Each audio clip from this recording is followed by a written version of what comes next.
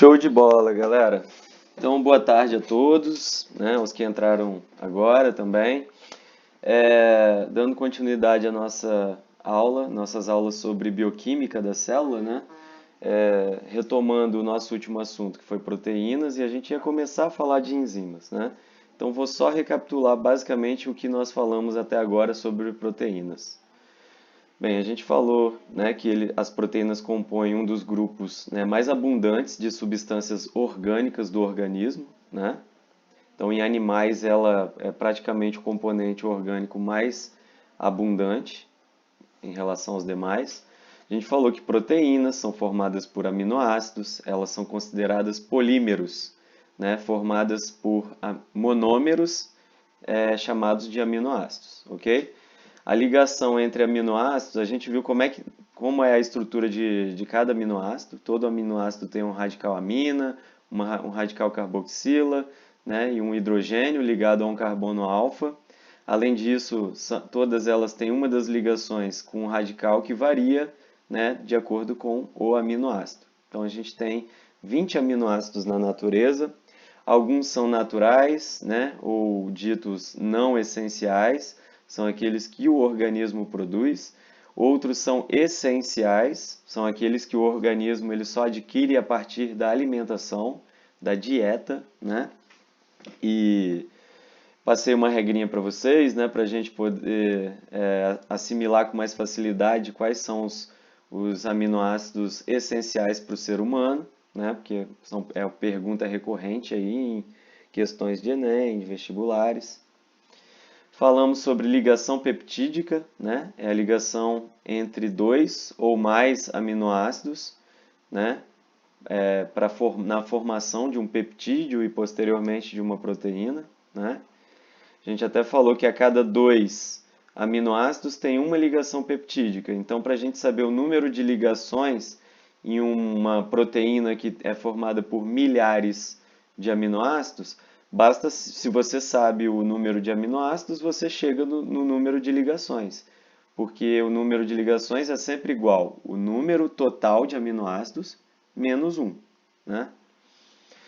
E finalizamos falando da estrutura das proteínas, né? Aqui eu queria fazer uma observação, né? Um asterisco aí. A gente falou da estrutura da proteína, que de acordo com a conformação que ela vai adotando, ela pode ser classificada em estrutura primária, que seria só a sequência de aminoácidos, estrutura secundária, que é quando essa sequência linear de aminoácidos começa a sofrer dobras sobre si mesma, né, devido a ligações de hidrogênio que vão ocorrendo entre diferentes partes, né, dessa cadeia de aminoácidos. Então isso gera uma estrutura, né, em forma de espiral ou hélice, chamado então de estrutura secundária.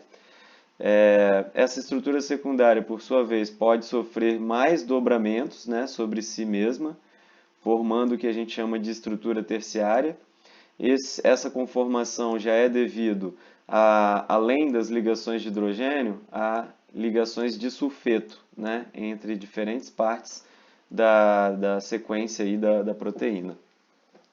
E algumas proteínas podem chegar a um nível de formando uma estrutura quaternária, que seria formado pela associação de glóbulos, ou seja, associação de estruturas terciárias. Essa estrutura terciária aqui, é novelada, a gente chama de glóbulo, ou estrutura globular também, tá bom?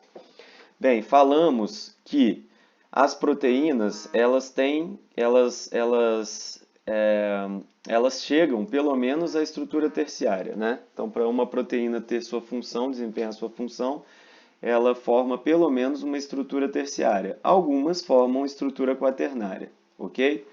Agora, qual é a observação importante sobre estrutura? Por que a gente fala tanto nessas diferentes níveis de organização, digamos assim, né, das proteínas? Porque a função de determinada proteína ela está diretamente ligada à sua forma. O que isso quer dizer? Vocês vão entender isso quando a gente falar melhor de enzimas. Vocês já devem ter ouvido falar que as enzimas são catalisadores biológicos altamente específicos, né? Cada enzima ela atua especificamente em um substrato, numa ligação com o substrato que é chamado de chave fechadura, né? Por que criaram esse termo para fazer essa analogia, chave fechadura? Porque o encaixe é perfeito, né? Bem, a maioria das enzimas, quase 100% delas, né, são proteínas. E as enzimas desenvolvem suas funções de acordo com o formato que elas têm. A grande maioria das enzimas, elas são globulares, tá? A maioria das enzimas são proteínas globulares. E aí essa conformação enovelada, né, globular, ela forma um encaixe perfeito com outras substâncias que são substratos que as enzimas vão estar atuando. O que eu quero dizer com esses exemplos, pessoal? Que a função está diretamente ligada à forma. Se a proteína ela perde a sua forma, se ela perde a sua estrutura terciária e secundária, ela fica lisinha assim, ó, somente com a estrutura primária, né, ela perde a sua função. Então, a perda da função das proteínas e das enzimas também, né, está relacionado com a perda da sua forma, né, e quando a gente fala em perda da sua forma, a gente está se referindo especificamente às estruturas terciária e ou secundária, tá?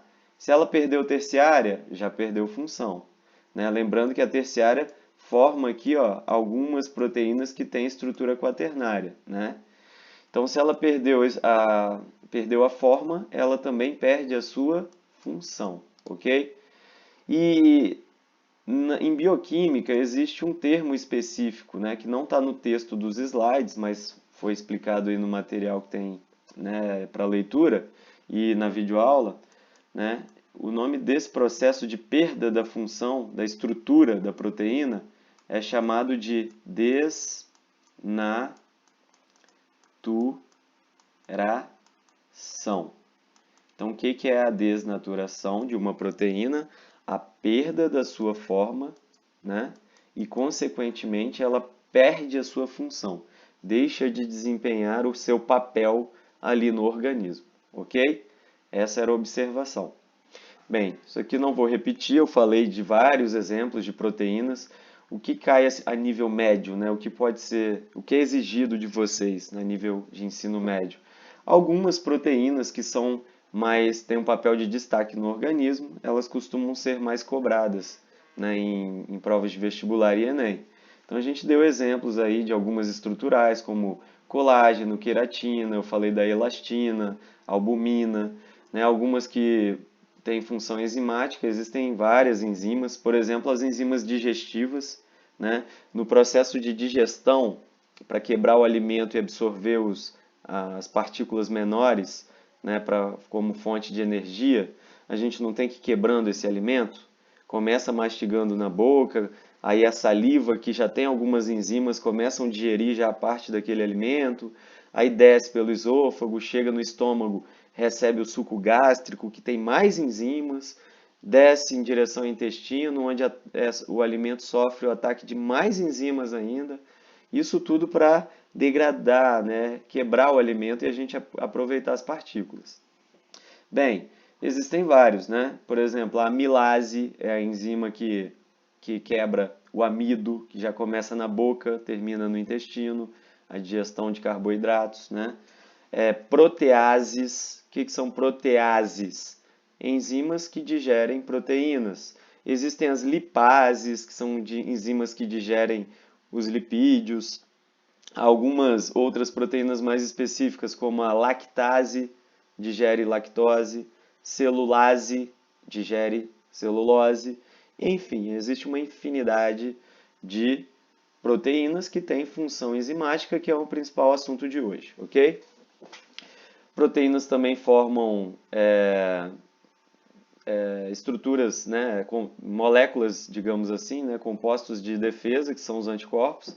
Então, o que são anticorpos ou imunoglobulinas? Proteínas de defesa do organismo, tá bom? A gente vai falar um pouquinho disso também hoje. Então, algumas de transporte, eu destaquei para vocês a hemoglobina, né, que transporta oxigênio no sangue, importantíssima. Algumas proteínas relacionadas ao movimento, a actina e miosina, são duas proteínas que estão nas fibras musculares, né? E tem uma função extremamente importante no processo de contração muscular. Outras proteínas atuam como hormônios, então atuam na regulação, né, no controle aí, na regulação do organismo. Enfim, tem vários exemplos, né, que foram dados, só estou retomando um pouco. Galera, agora vamos falar um pouquinho mais das enzimas, né? O que a gente entende, o que vocês entendem por enzimas? Enzimas são considerados biomoléculas, né, com a capacidade de catalisar reações químicas. O que é catalisar reações químicas? Ou seja, enzimas são biocatalisadores. Catalisam reações químicas nos seres vivos, beleza? Quando vocês estudam na química, né, o que é um catalisador? Um catalisador, lá na química, né, vocês estudam como sendo algo, né, alguma substância que vai acelerar alguma reação química. Então, aumenta a velocidade das reações químicas. É esse o papel das enzimas nos seres vivos também, acelerar as reações químicas, ok? Bem, as enzimas têm várias características interessantes, tá? Bem, vamos começar lembrando que a grande maioria das enzimas são Nossa Senhora, que garrancho! Proteínas, certo? Antigamente falava-se que toda enzima é uma proteína, mas nem toda proteína é uma enzima, né? A gente viu que nem toda proteína é enzima. Ó. Tem várias proteínas que são outras coisas, né? Hormônios, né? Compostos estruturais, enfim, né? De defesa. Mas então, tá certo, nem toda proteína é uma enzima. Mas por que nem toda enzima é uma proteína? Hoje a gente descobriu, acho que eu comentei com vocês na aula passada, foi descoberto um grupo de compostos que não são proteínas, eles são ácidos nucleicos, né, do grupo do RNA. E esses ácidos nucleicos aqui têm função enzimática, ou seja, atuam como catalisadores de reações químicas, lá no processo de processamento do RNA mensageiro. A gente vai estudar isso mais para frente, tá? Ou seja, é uma substância que não é proteína e é uma enzima. Só por causa, mas isso é uma minoria, é a menor parte, tá, gente? Então, só por causa dessa exceção já não é correto, né, a gente dizer que toda enzima é uma proteína. Mas a gente pode continuar falando que a grande maioria das enzimas são proteínas, tá? E a gente acaba tratando elas como proteínas quando a gente estuda, né? Vocês vão ver que todos os mecanismos que eu vou falar aqui das enzimas está tratando elas como proteínas. Isso porque a grande maioria delas é assim, ok? Bem, dita a exceção, o que mais a gente pode falar sobre as enzimas, né? As enzimas, pessoal, elas têm alta especificidade. O que significa dizer que elas são altamente específicas? Cada enzima ela vai atuar em determinado tipo de reação, tá? Você não tem uma mesma enzima atirando para tudo quanto é lado, né? Atuando em vários tipos de reações, se associando a vários substratos, tá? Isso não acontece. Elas são específicas. Por que elas são específicas, né? Por conta daquele encaixe perfeito que a gente falou que elas têm, né? A estrutura que elas formam, uma estrutura globular, uma estrutura terciária, ela se encaixa perfeitamente a um substrato específico. Então, para cada enzima, vai existir um substrato específico. E elas se encaixam, né, no mecanismo que a gente chama de chave-fechadura, né, por conta dessa especificidade, dessa elevada especificidade, formando esse complexo enzima-substrato. Tá? Além dessa alta especificidade, né, as enzimas elas têm uma alta durabilidade. Elas duram muito tempo dentro do organismo e, uma vez usadas, elas não são descartadas, não. Elas podem ser reutilizadas. Então, uma mesma enzima, apesar dela ser muito específica para um determinado tipo de substrato, uma mesma enzima pode atuar várias vezes em várias reações químicas, tá? E por isso que a gente não precisa ter cada enzima em elevada quantidade. Geralmente a gente tem elas em pequenas quantidades no organismo, ok? E, e elas duram bastante, né, como eu falei. Bem, além disso, né, vamos observar aqui embaixo, né, no esqueminha, tem uma animaçãozinha que mostra perfeitamente como funciona esse encaixe, né, chave fechadura, como é chamado, né? Então aqui eu tenho uma enzima, tá vendo? É uma enzima que vai catalisar uma reação em que os substratos eles vão se unir e formar uma única substância maior, tá? Então vai ocorrer uma ligação entre esses dois substratos aqui. Para isso, essa enzima ela tem que ter um encaixe, ó, perfeito com cada um desses substratos, beleza? Então, ó, a enzima vai, se aproxima dos substratos, se complexa. Então, nesse momento, a gente tem o que a gente chama de, né, teoria chave-fechadura, né, em ação, que seria esse encaixe perfeito da enzima com os substratos. Depois, a enzima se solta desse complexo, né, e aqui é formado um produto, tá vendo? Os substratos eles se uniram por uma ligação, formando um produto final. A enzima aqui no cantinho, ó, depois que ela é deslocada do substrato e do produto, no caso, ela pode agir novamente no mesmo tipo de reação química, tá bom? Bem, uma outra característica importante outra característica, né, interessante para a gente ressaltar nas proteínas, principalmente para vocês se ligarem aí quando estiverem fazendo, né, processos seletivos, provas, né, é com relação à nomenclatura, pessoal. Reparem que geralmente as enzimas, o nome delas vai terminar com o sufixo ase, né? Por exemplo, maltase, né? É a enzima que vai digerir a maltose, né? Lembrando que a maltose é um disacarídeo formado por duas glicoses, né? Então a maltase é a enzima que digere a maltose. Fiquem ligados nessa dica porque isso ajuda a entender muita coisa, né? Por exemplo, o nome da enzima te dá uma dica sobre o que ela faz. Algumas elas são a fusão do nome do tipo de substrato ao qual ela atua, mais o sufixo ase, como são as enzimas que atuam, né, na quebra de alguns carboidratos, como maltose, né, que é quebrado pela maltase. Vamos lá. A lactose é um açúcar, né, um disacarídeo presente no leite, como já falamos.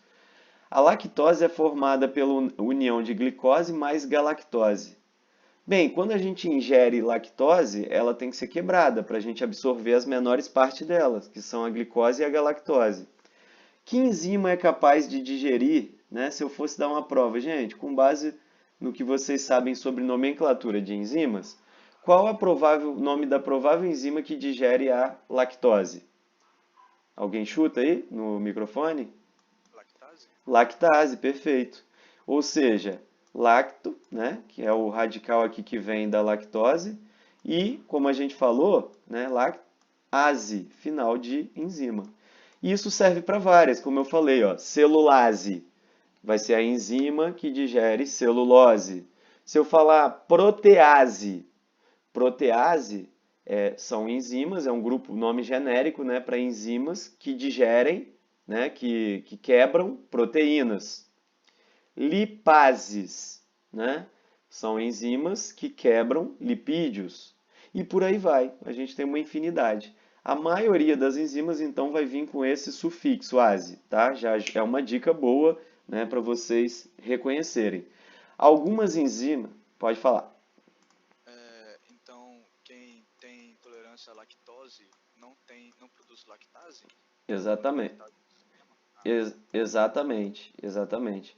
Um dos fatores aí que geram, né, problemas, né, na digestão da lactose, a intolerância, que é principalmente devido à incapacidade de digestão, é a ausência da enzima, não, é a deficiência na produção da enzima lactase.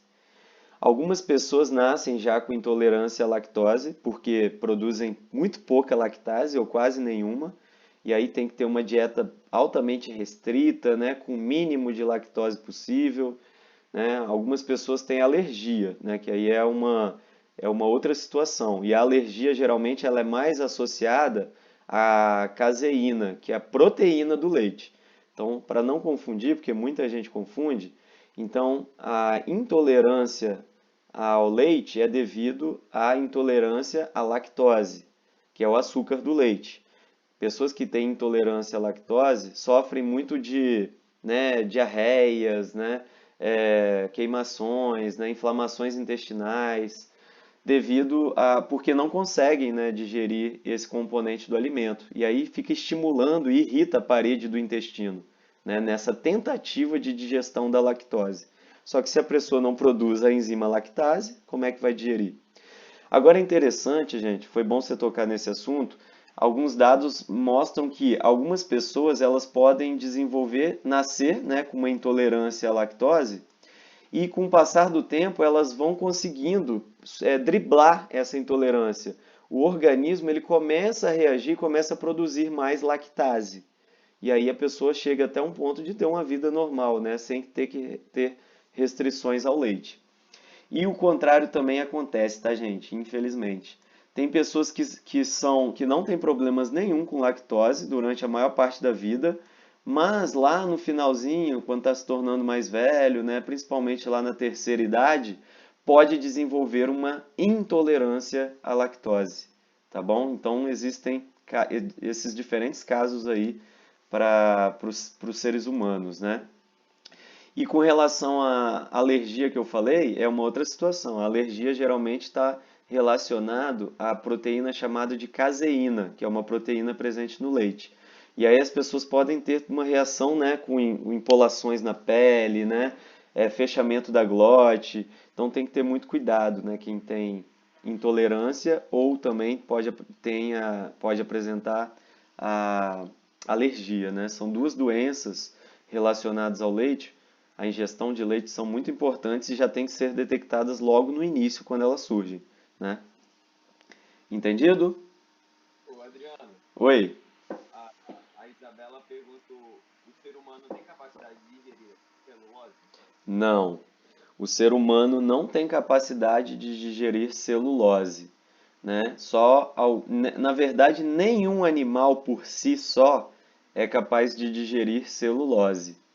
Os únicos animais que conseguem aproveitar a celulose, né, a glicose que vem da celulose, são ruminantes e alguns insetos como os cupins, né, porque eles têm associações com micro-organismos no seu trato digestivo que conseguem produzir a celulase.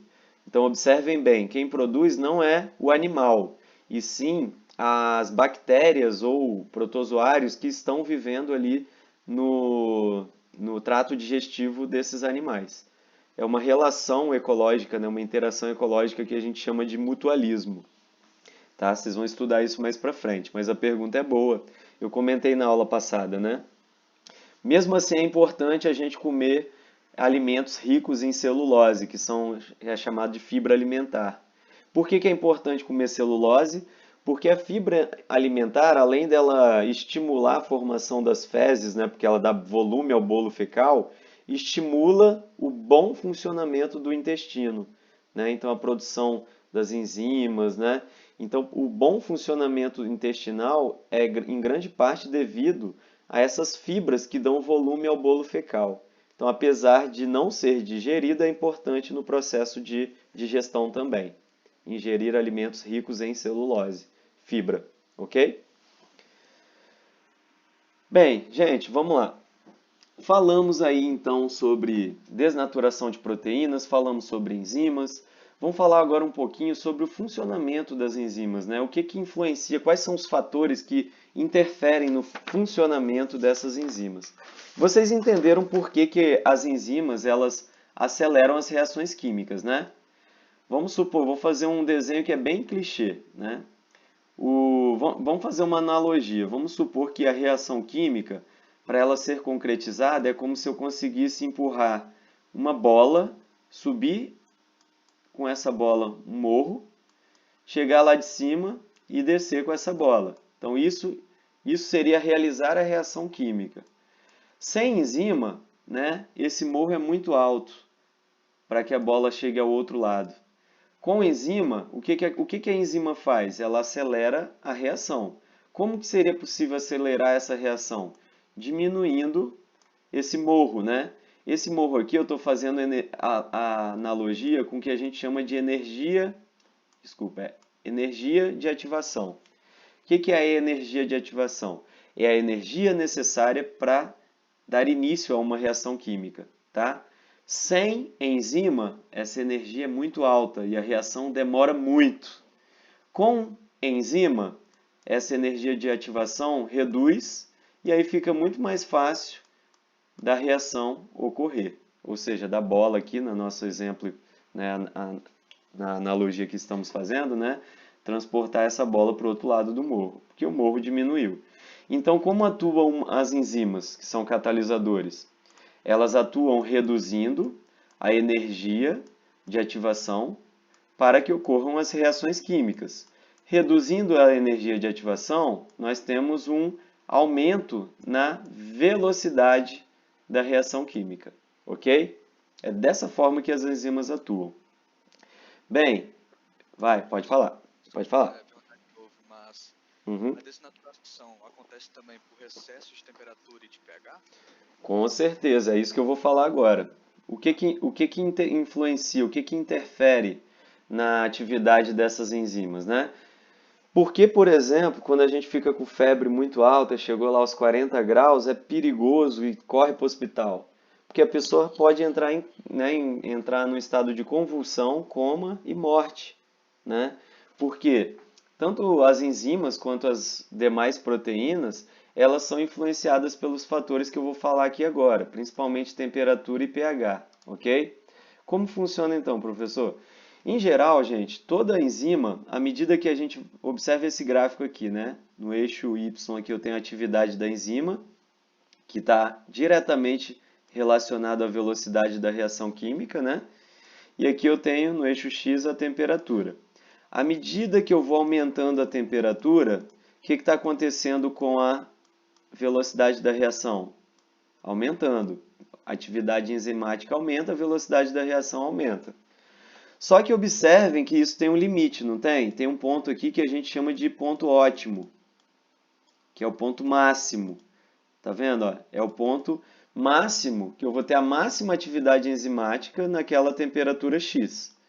O que acontece se eu continuo aumentando a temperatura? Se eu continuo aumentando a temperatura, o excesso de calor começa a desnaturar as enzimas, lembram? O calor quebra aquelas ligações de hidrogênio, as ligações de sulfeto, até pode quebrar, né, algumas ligações químicas, algumas ligações covalentes. Se essas ligações, né, entre aminoácidos e essas interações na proteína vão se desfazendo, a enzima, a proteína, perde a sua forma. E a gente falou o que agora há pouco? Quando perde a forma, perde a sua função. Se perdeu a função, né, a atividade reduz, a atividade vai reduzindo, devido à desnaturação proteica. Toda proteína, pessoal, toda enzima, né, e toda proteína também, vai ter uma temperatura ideal, né, uma faixa ideal de atuação. Por exemplo, na espécie humana, a maioria das enzimas elas vão atuar entre 35 e 40 graus Celsius. Abaixo disso, elas podem desnaturar, elas ficam inativas, e acima disso, elas também ficam inativas, podem desnaturar, tá? Em geral, quando a gente vai aumentando a temperatura, a atividade enzimática vai aumentando, porque o calor ele aumenta a agitação entre as moléculas e aumenta muito a chance de uma enzima se chocar com seu substrato e reagir. Então a temperatura ela é benéfica até certo ponto, né? No sentido de que ela realmente ela vai aumentando a atividade enzimática devido a essa agitação entre as moléculas. Só que se a gente chega num ponto máximo e passa desse ótimo, o excesso de calor ele deixa de ser benéfico e passa a ser maléfico, né? Ele vai degradando essas enzimas, né? E as proteínas em geral, e elas desnaturam. Se desnaturam, perde a função, ou seja, reduz, ó, volta a reduzir aqui, ó, a atividade enzimática. Entenderam? Toda enzima e toda proteína tem uma faixa ótima de temperatura, assim como ocorre para o pH também, né, que a gente vai ver. Bem, e aí, galera, isso explica muito o fato. Vocês sabem que quando a gente tem uma infecção, por exemplo, por bactéria, vírus, e a gente fica com febre, a febre é uma reação do nosso corpo de defesa, né? O nosso corpo ele eleva a temperatura para tentar nos livrar daquele agente infeccioso. Bactérias, vírus também têm proteínas, né? Também são formados por proteínas. Então, quando a gente aumenta a temperatura corporal, é no sentido de desnaturar as proteínas do agente infeccioso, das bactérias, tá? Só que se a nossa temperatura sobe demais, tipo acima de 38 graus, né, e chega até, por exemplo, os 40 graus, aí já é perigoso para a gente. E aí essa temperatura não é danosa só para as bactérias que invadiram o nosso corpo, e sim para o nosso próprio corpo. Por isso que tem que correr para o hospital. Nessa temperatura de 40 graus já começa a desnaturar enzimas, proteínas, que são fundamentais para as reações químicas do nosso corpo. E se elas desnaturam, reações importantes deixam de ocorrer. A pessoa pode morrer, né? Então é muito importante, é muito preocupante a febre alta. Em casos de febre alta, tem que correr para o hospital, né? Por isso que a gente joga logo debaixo do chuveiro com água fria, né? Na tentativa de tirar calor do corpo, né? Transferir o calor do corpo para fora, para poder tentar reduzir essa temperatura. E toma um antitérmico. Se não baixou a temperatura, corre para o hospital, tá? Bem, com pH não é diferente, pessoal. Toda enzima, e assim como as proteínas, elas também, né, enzimas são proteínas, como a gente falou, a grande maioria, elas também vão ter uma faixa de pH ideal. Claro que cada enzima vai ter um pH específico, né, um pH ótimo específico. Aqui para vocês eu trouxe 3 exemplos, né? A pepsina, a pitialina e a tripsina. São 3 enzimas que existem no corpo humano e elas estão relacionadas com a digestão, tá? A pitialina, né, é também conhecida como amilase salivar, é uma enzima, ou pitialina ou amilase. A amilase é uma enzima que digere amido. A amilase ela já começa a ser produzida na boca. E a nossa boca, ela é ácida, básica ou neutra? O que vocês acham? Né? Se a gente puder medir o pH da nossa boca, dentro da nossa boca, a gente vai observar que o pH ali está em torno de 7, ou seja, é um pH considerado neutro.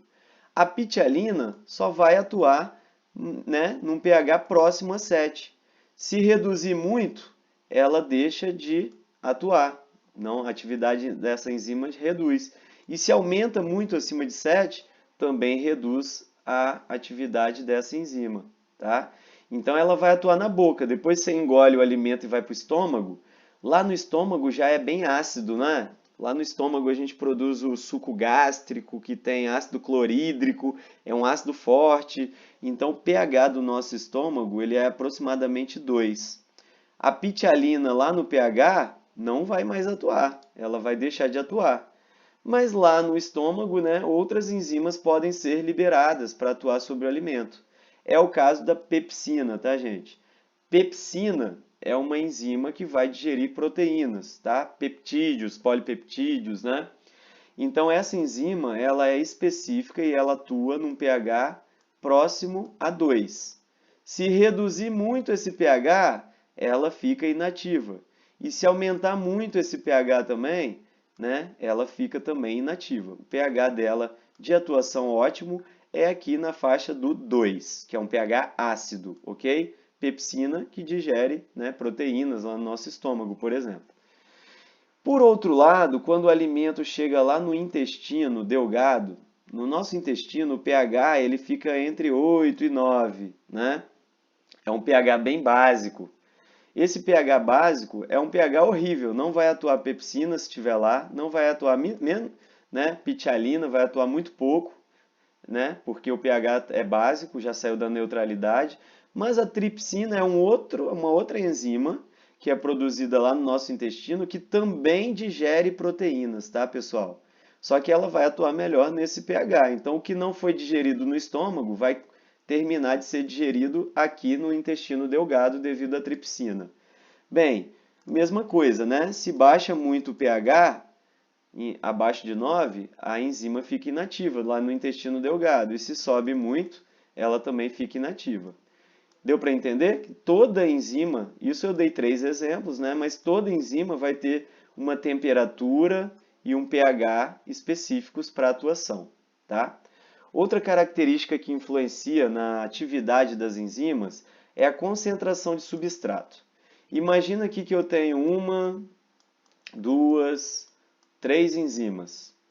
Se eu tenho 3 enzimas e eu tenho só um substrato, será que essa atividade enzimática vai chegar ao máximo se eu só tenho um substrato? Vamos colocar aqui que eu tenho uma quantidade X, eu tenho uma atividade X. Lembra, cada substrato se liga somente a uma enzima. E depois que acontece a reação, essa enzima fica disponível de novo. Aqui, se eu tenho 3 enzimas iguais e só um substrato, né, a atividade enzimática não vai estar no seu total, né? Se chegar um outro substrato aqui, ele vai se complexar a outra enzima, mas ainda vai estar sobrando uma, né? Então vai aumentar um pouquinho a atividade, né, a velocidade das reações, porque tem mais enzima trabalhando, mas ainda não chegou ao máximo. Se chega mais um substrato e se complexa essa enzima, opa, aí acabou, chegou no máximo. Está no máximo possível porque só tem 3 enzimas. Se eu continuar aumentando o substrato aqui, gente, colocar 4, 5, 6, ou seja, eu continuo aumentando a concentração do substrato, vai adiantar alguma coisa? Tem enzima para esses substratos aqui? Não tem. Então a gente fala que a gente atingiu aqui, ó, quando veio o terceiro substrato, o ponto de saturação enzimática. Tá? O ponto de saturação enzimática, né, é o ponto máximo de atuação da enzima, de atividade enzimática. Acima daquilo não adianta vir substrato que não tem enzima para poder realizar a reação. Tem que esperar uma dessas aqui desocupar, né, para poder ir lá. Então chegou a uma constante, a gente fala, ok? Esse aqui é o ponto, ó, que a gente chama de saturação, né, enzimática. Por quê?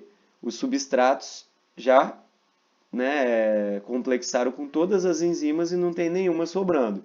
Se continuar aumentando o substrato, não adianta, não vai aumentar a atividade das enzimas, porque só tem elas, só tem aquelas. Então, o que define a atividade enzimática é a quantidade de enzimas, e não, né, a quantidade de substratos, ela vai definir até que chegue ao ponto de saturação. Depois desse ponto, se continuar aumentando, não aumenta a atividade enzimática. Deu para entender, basicamente, o que é essa influência do substrato? Beleza, gente. Sobre enzimas, só tem mais um detalhe que eu não tenho no slide, né, mas eu coloquei aqui porque é só para, né, mais uma terminologia. Vocês vão ver uma classificação para enzimas também, classificando elas como simples ou conjugadas. Enzimas simples são aquelas, né, que são proteínas e são formadas somente por aminoácidos. As enzimas conjugadas são aquelas que, além da cadeia de aminoácidos, né, que é a parte proteica, digamos assim, ela também pode se associar a outra substância, que são chamados de cofatores. Como assim, né? Algumas enzimas, além da parte proteica, que a gente chama de apoenzima, ela se junta a um sal mineral ou a uma vitamina, que são importantes para a atuação dessa enzima. Quando ela precisa dessa parte não proteica, que a gente chama de cofator, na verdade a gente usa o termo cofator para quando essa parte não proteica, né, que se associa à enzima, é um sal mineral, daqueles que a gente estudou, né? Ferro, cobre, zinco, qualquer um, né, que possa se associar a uma enzima. Quando é uma vitamina, vitamina é orgânica, aí a gente não chama de cofator, a gente chama de coenzima. Coenzima, tá? Vou abreviar aqui. Então é só um detalhe, né, porque vocês podem se deparar com essas terminologias. Então, cofatores e coenzimas são partes não proteicas que associam as enzimas, tá, para formar a enzima. para que ela desempenhe a sua ação.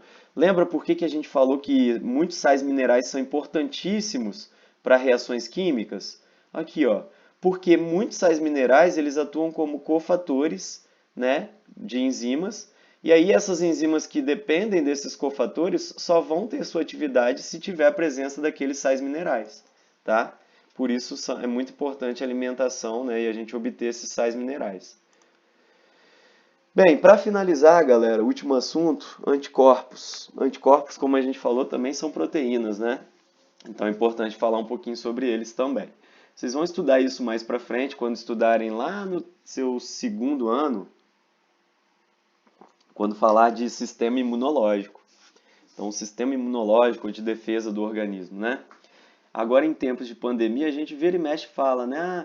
A pessoa que entrou em contato com, né, que teve Covid-19, o vírus no organismo dela entrou em contato, né? Quem sobreviveu, porque o organismo produziu anticorpos que conseguiu combater a presença do vírus no organismo.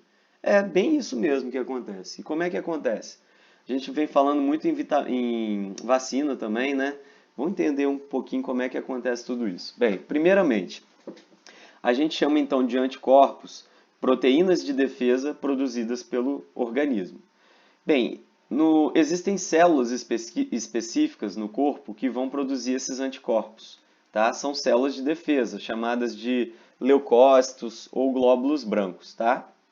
Existem vários tipos de leucócitos, gente. Vocês vão estudar isso também no ano que vem, né? Esse ano a gente vê um pouquinho mais para frente. Mas vamos falar um pouquinho sobre dois tipos de leucócitos mais importantes aí no processo de produção de anticorpos, que são os linfócitos e os plasmócitos.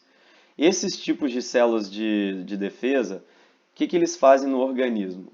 Quando a gente entra em contato com um agente infeccioso, existe, né, que é também chamado de corpo estranho, né, esses agentes infecciosos, fungos, bactérias, protozoários, né, até partículas, né, quando você entra uma ferpinha lá no seu dedo, aquela madeira pode ter agentes infecciosos, mas a própria madeira é um corpo estranho, então isso desencadeia um processo de defesa no nosso organismo. O processo inflamatório, por exemplo, está relacionado com a defesa do organismo.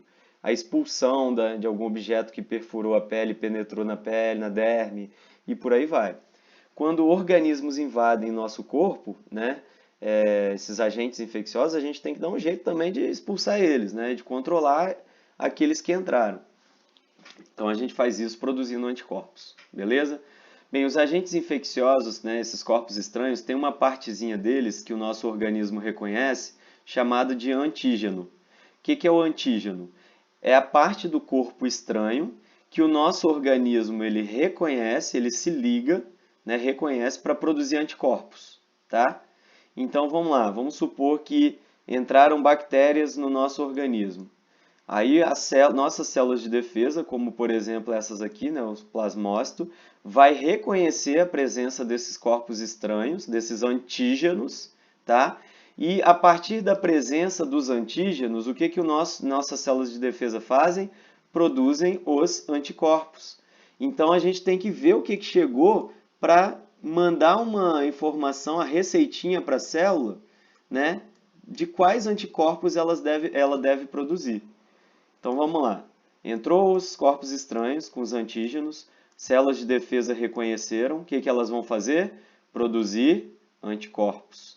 Depois que esses anticorpos foram produzidos, esses anticorpos são lançados no sangue ou nos tecidos, né, contaminados aí infectados pelos corpos estranhos, né, pelas bactérias aqui no exemplo.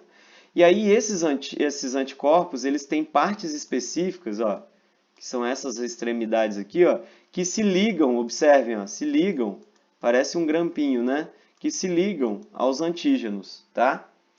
E aí, quando o anticorpo ele se liga, no caso aqui as bactérias, essas bactérias elas ficam enfraquecidas e elas são eliminadas do nosso organismo. Então, essa linha de defesa com anticorpos, com a produção de anticorpos, é muito importante para a defesa do nosso corpo. Mas tem algumas questões aí que a gente tem que levar em consideração, né? Será que é rápida essa produção de anticorpos? Por que será, gente, que tem pessoas que pegam, por exemplo, aí no caso do Covid-19, né? As pessoas levam um tempinho para produzir a sua imunidade, né? Os anticorpos. Isso porque não é de uma hora para outra que a célula produz esses anticorpos.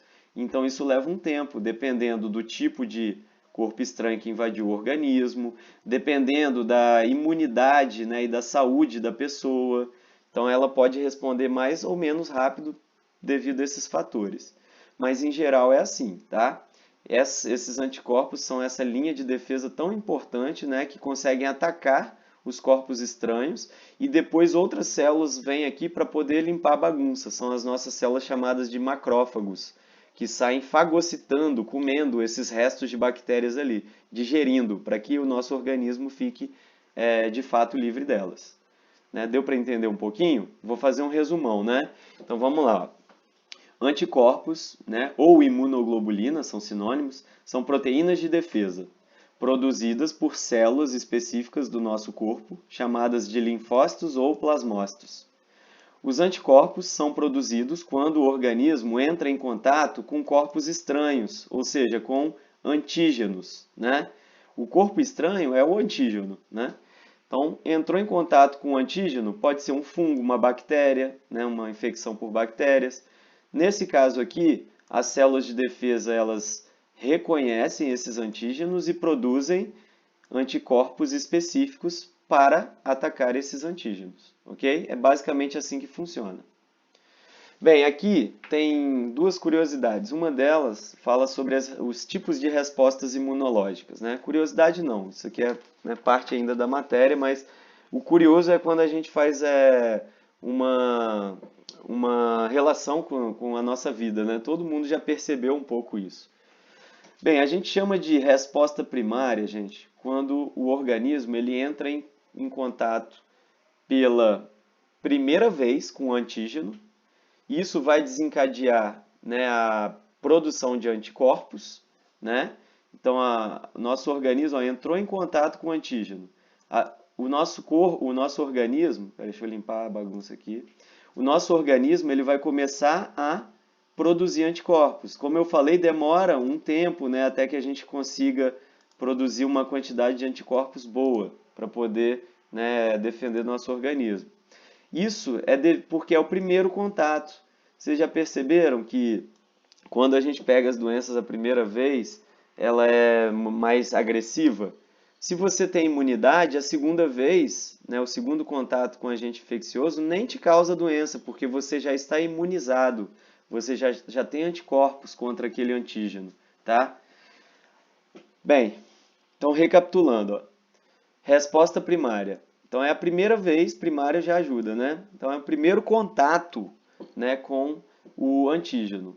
Esse primeiro contato, então, vai desencadear no organismo a produção de anticorpos, né, que é mais lenta, demora mais para produzir anticorpos, porque é a primeira vez que a gente está entrando em contato com o antígeno. Só que, além de produzir anticorpos, o organismo também produz células de memória. É o que a gente chama de memória imunológica. O que é essa memória imunológica, gente? A memória imunológica ela é importantíssima, principalmente quando a gente entra em contato pela segunda vez com um agente infeccioso. Essa memória imunológica ela vai ser o seguinte, ó, depois que você se livrou da doença, né, produziu anticorpos, combateu o antígeno, a gente não precisa ficar produzindo esses anticorpos, né, o tempo todo, já que não tem antígeno mais para combater. Então a quantidade de anticorpos cai. Só que se você entra em contato de novo com um corpo estranho, com antígeno, o que vai acontecer? As células de memória, ou nossa memória imunológica, vai fazer com que a produção de anticorpos seja muito mais rápida, porque a receita já está pronta, as suas células já sabem a receita para produzir aqueles anticorpos. Nesse caso, a gente às vezes nem fica doente, nem tem sintoma nenhum, né? Porque a gente consegue combater o antígeno de uma forma muito rápida, muito eficaz, porque a gente já estava imunizado no momento que a gente teve, né, a resposta primária. Deu para entender? A resposta secundária, então, ela nos garante uma defesa mais rápida do organismo. Então, a gente não fica doença, graças à nossa memória imunológica. É igual você estudar para alguma coisa. Quando você estuda a primeira vez, é difícil entrar na sua cabeça. Caraca, velho, tem um conteúdo lá da matemática que eu martelo, não entendo. Mas eu vou conseguir, né? Você insiste, demora, aprende. Quando você aprendeu aquilo, beleza, aprendeu, você fica, cara, eu sei, o conhecimento está aqui guardadinho na cachola. Mas se passarem alguns anos, você vai falar, olhar para aquilo, né? Por exemplo, fala matriz para mim, né? Vocês devem saber fácil o que é matriz. Eu sei, eu estudei, passei com 10 em matemática, mas hoje, se eu pegar para estudar, de cara eu não vou reconhecer. Mas eu vou conseguir relembrar muito rápido, porque eu lembro que eu estudei e tem informações guardadas aqui. Eu só preciso organizar elas, né, para o conhecimento vir à tona. É a mesma coisa. Então, quando a gente já entrou em contato com o conhecimento, né, e tal, é mais rápido lá na frente, quando só tem que relembrar. É a mesma história aqui com relação à imunidade. Por isso que a gente fala memória imunológica, tá? Ah, professor, entendi um monte de coisa agora. Isso aqui, pessoal, eu dei um exemplo de uma resposta primária e de né, o que a gente chama de imunização ativa, né? Esse processo aqui que eu falei é de imunização ativa. Mas os exemplos que eu dei até então foram da pessoa entrando em contato com o corpo estranho de forma natural, né? Tô na rua, entrei em contato com um colega que estava gripado, gripei também. Isso é um processo de imunização. Eu vou passar por um processo de imunização ativa e natural, porque eu adquiri naturalmente, né? Andando na rua lá, eu entrei em contato com agente viral. Agora, hoje vocês sabem que a gente consegue estimular o processo de imunização ativa nas pessoas através do que a gente chama de vacinação. O que é a vacinação, pessoal? A vacinação é quando a gente utiliza os antígenos, né, os corpos estranhos, os agentes infecciosos que causam determinada doença, só que a gente usa eles de uma forma enfraquecida. A gente fala mortos ou atenuados, né? São duas palavrinhas que vocês vão ouvir muito. Quando você tem o antígeno morto ou atenuado e ele é inoculado, né, na pessoa, ele não vai ser capaz de causar danos, né? Ele não vai gerar febre, não vai matar células humanas, mas o antígeno está ali. E a presença do antígeno faz com que a pessoa, que as células de defesa, reconheçam esse antígeno e produzam o quê? Anticorpos específicos para combater aquele antígeno. Só que a grande vantagem da vacinação é essa. A pessoa ela não fica doente. Então, quando a gente leva aquela agulhada ali, são os antígenos mortos ou atenuados que vão fazer o nosso corpo produzir anticorpos para que, se no futuro, depois dessa, né, criou anticorpos e criou também memória imunológica, né? Também cria memória imunológica. Se no futuro, depois da vacinação, de que você já está imunizado, entrar em contato naturalmente com o vírus, com a bactéria, né, com o agente infeccioso, o seu organismo, você não fica doente, porque o seu organismo reconhece de imediato. Né? Adquiriu o vírus, meu corpo já produz anticorpos, porque já tem a receita pronta devido à memória imunológica, né? Aqui, ó. E aí você consegue não ficar doente, tá bom? Isso é vacina, que é diferente, né? Tem muita gente que confunde vacina com soro. Soro, gente, ó, vacinas são os antígenos mortos ou atenuados, tá? Isso é vacina. E o que é soro?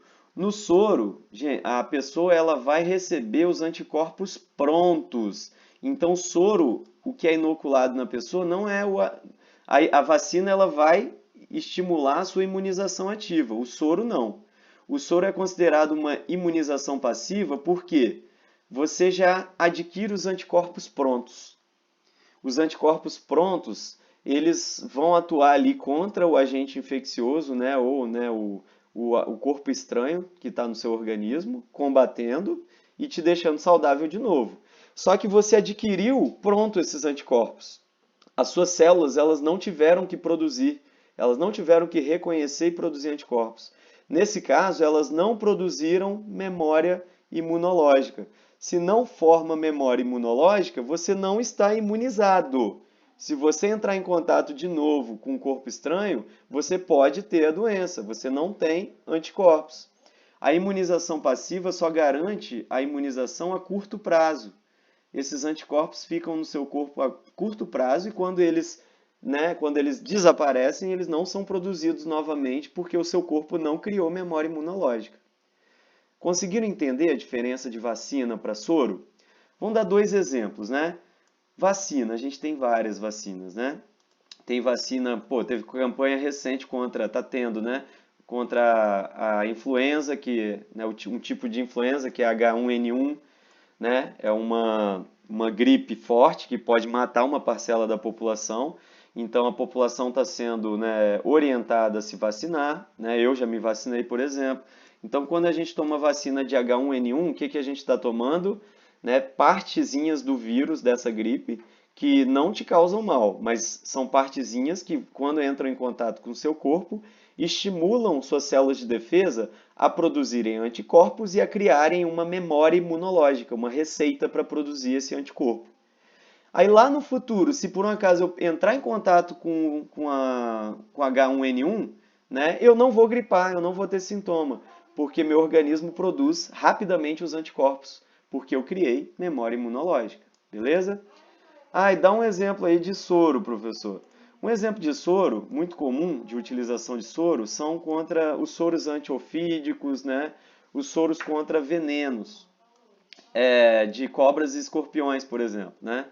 O soro antiofídico ele é mais comum e é muito usado em pessoas que se acidentam quando levam picadas de jararaca, né, de cascavel, de cobras que têm um veneno muito ativo e rápido, que destroem, né, a gente fala às vezes que o veneno de algumas cobras ele tem ação neurolítica, lítica vem de quebra, né? Neurônio. Então, neurolítica, o veneno no seu corpo vai destruir neurônio. Por isso que a pessoa pode ficar meio paralisada depois de um ataque de cobra, né, de uma cobra dessas. E também pode ter ação proteolítica, que destrói proteína. Não sei se vocês já viram algumas pessoas que já levaram picada de cobra e não morreram, né, mas ficaram com alguma sequela.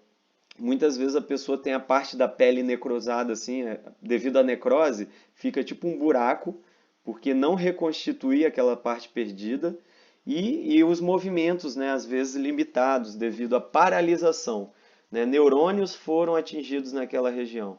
Então, quando em acidente com cobra, gente, peçonhenta, tem que correr para o hospital e para tomar soro antiofídico. Né? Se não souber qual que é a cobra, eles dão um soro chamado polivalente lá, que ele ajuda, né? Ele tem anticorpos que combatem vários antígenos, né? De várias peçonhas de cobras diferentes, né? Se já souber qual é a cobra, toma, né, só o soro específico. Um outro exemplo de soro, né? Por exemplo, pessoas que são mordidas por cachorro, né, de rua, morcego, acidente com morcego, com outros animais, que podem transmitir a raiva. Então, se a pessoa entrou em contato com um animal que sabe que ele está com raiva, o ideal é tomar o soro. Por quê? Porque o vírus é muito agressivo, muito rápido. Então, é um vírus que ele ataca muito rápido e aí ele pode causar danos. Não é nem, né, que a gente não consiga, né, produzir anticorpos. Não dá tempo. Então, aí a gente toma o soro, né, da raiva como uma medida preventiva, às vezes até, né? Quem trabalha com morcegos, quem trabalha em centros de zoonose, que pega muito cachorro na rua, às vezes tem que tomar esse soro, mas como uma medida preventiva, porque se levar uma mordida ou entrar em contato com o vírus da raiva, né, já vai ter os anticorpos lá circulando no corpo, mas lembrando então que é uma imunização passiva. Então, de tempos em tempos, tem que ficar tomando soro, né, nesse caso dessas profissões. A vacina, gente, vocês já devem ter ouvido falar. Professor, eu ouvi dizer que vacina depois de não sei quantos anos tem que tomar de novo. Pode acontecer mesmo. A nossa memória imunológica, gente, ela tem um tempo de duração. Algumas, quando a gente entra em contato natural com os agentes infecciosos, né, com os corpos estranhos, na natureza, no meio, no dia a dia, a nossa memória imunológica, ela fica por um tempo mais prolongado no organismo. Mas quando ela vem por meio de vacina, o tempo dela é um pouquinho menor, tá? Por exemplo, eu sou biólogo e eu tenho a obrigação de estar sempre imunizado contra a bactéria que causa o tétano, né? Devido à minha profissão e os riscos que eu me coloco. Então aí eu tenho que tomar antitetânica, é uma vacina que estimula a produzir, né, anticorpos e memória imunológica para combater, né, as bactérias do tétano, que causam o tétano no nosso organismo. Quando uma pessoa entra em contato natural, a memória imunológica dura mais de 10 anos, né? Bem mais, dura às vezes a vida inteira, na verdade. Quando eu adquiro essa imunidade por vacinação, né, a memória imunológica cai, né, o tempo dela de duração da vida toda, praticamente, para 10 anos no máximo. Por isso que algumas profissões têm que ficar renovando a vacina, tomando o que a gente chama de dose de reforço. Quando a gente toma dose de reforço da vacina, é para reativar nossa memória imunológica. Entenderam? Então eu tentei trazer alguns exemplos aí, algumas questões que a gente fala no dia a dia, né, para contextualizar. Gente, no mais era isso que eu tinha para falar para vocês hoje, né? Eu coloquei aqui as atividades que já eram para ter sido feitas, né, a leitura. Agora o questionário eu vi que muitos já fizeram. Acho que agora estão mais do que preparados para fazer, tá? O questionário está aberto até sábado, às 18 horas. Então façam, enviem, tá? Para que eu possa lançar as notas, né? Fazer as correções das evolutivas, ok?